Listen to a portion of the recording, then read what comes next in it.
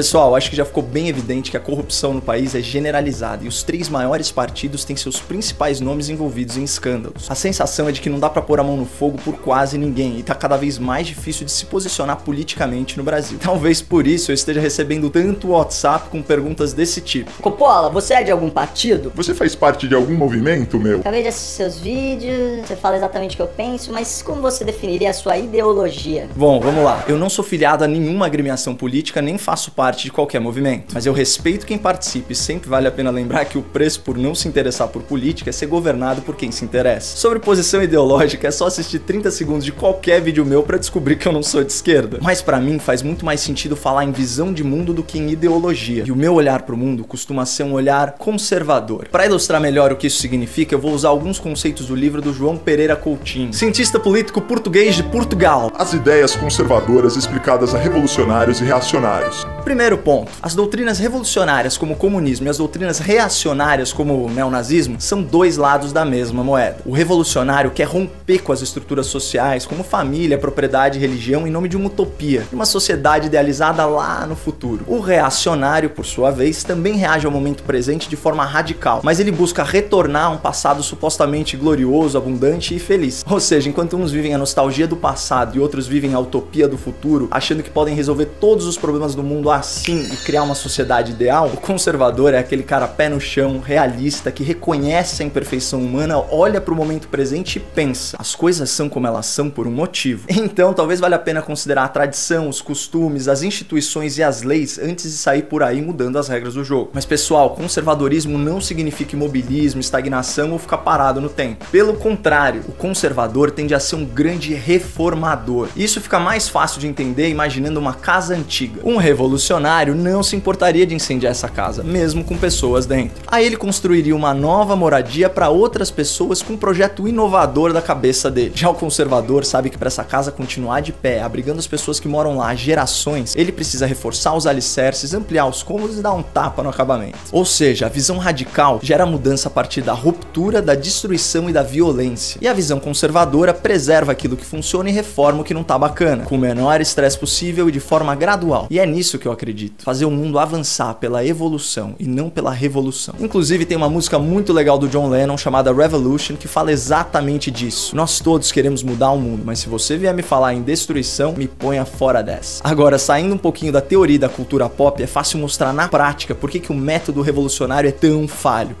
Pois é, essa é a nossa tomada revolucionária. Na falta de problemas mais sérios, ao invés de respeitar o padrão nos lares e respeitar o design dos aparelhos eletrônicos já vendidos, o governo revolucionou. Resolveu reinventar a roda e criou essa jabuticaba aqui, que aliás deve ter sido bem lucrativa, né?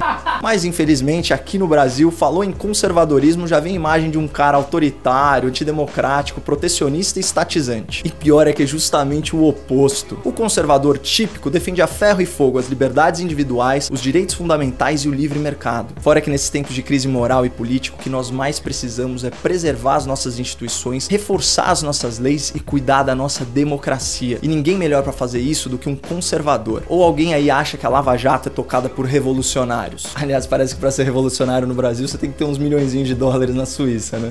Eu vou falar o que for, mas eu não conheço nenhum revolucionário que não tem iPhone. Deve ser porque só fazem iPhone na China, né? Pra fechar, vale destacar que a visão conservadora também é um exercício de humildade intelectual, porque ela te obriga a reconhecer e respeitar o conhecimento acumulado durante toda a história humana. E até um grande gênio como Isaac Newton disse que só conseguiu enxergar mais longe porque se apoiou no ombro de gigantes. Então, se você também acredita que reformar conservando é melhor que destruir revolucionando, compartilhe esse vídeo e me ajude a espalhar por aí algumas ideias conservadoras. Oi pessoal, meu nome é Caio Coppola. Se você gostou do vídeo, não deixe de curtir nossa página aqui no Facebook.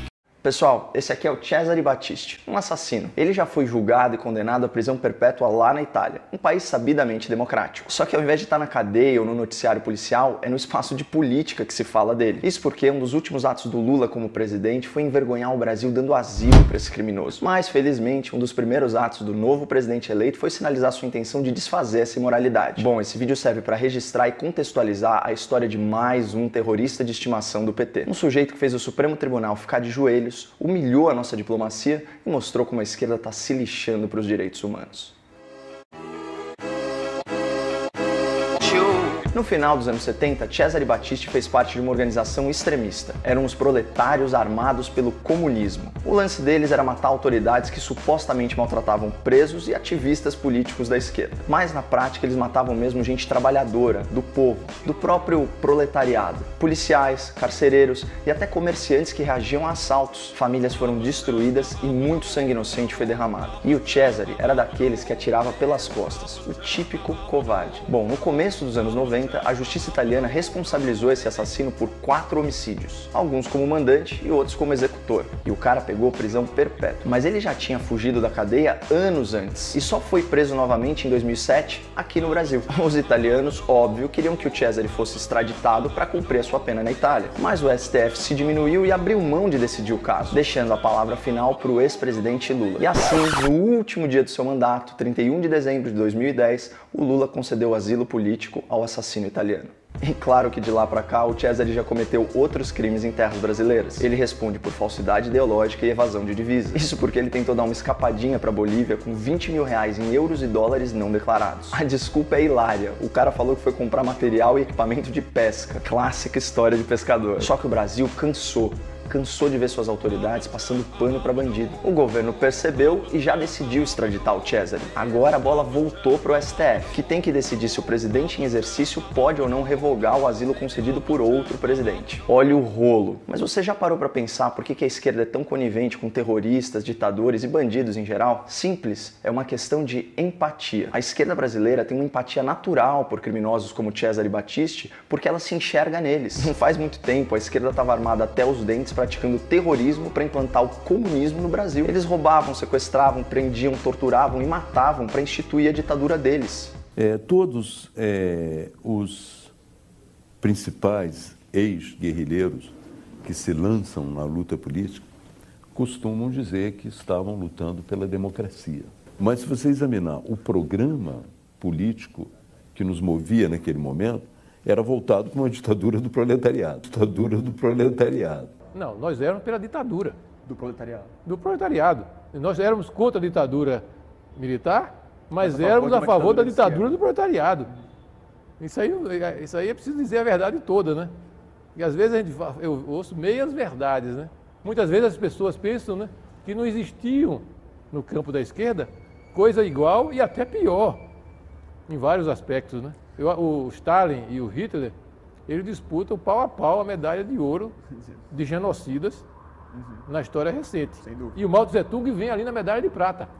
Olha, só para ficar no exemplo mais óbvio, nossa ex-presidente Dilma fez parte da vanguarda armada revolucionária Palmares. Duvida? Vai dar um Google na ficha corrida dela? Por isso que simbolicamente é tão importante para o Brasil extraditar esse assassino. Afinal, a empatia do brasileiro não é pelos terroristas, mas sim pelas suas vítimas. E se você também pensa assim, participe do abaixo-assinado para extraditar esse homicida clicando no link. E se puder dar mais uma força, compartilhe esse vídeo usando a hashtag #ForaCesare. Muito obrigado.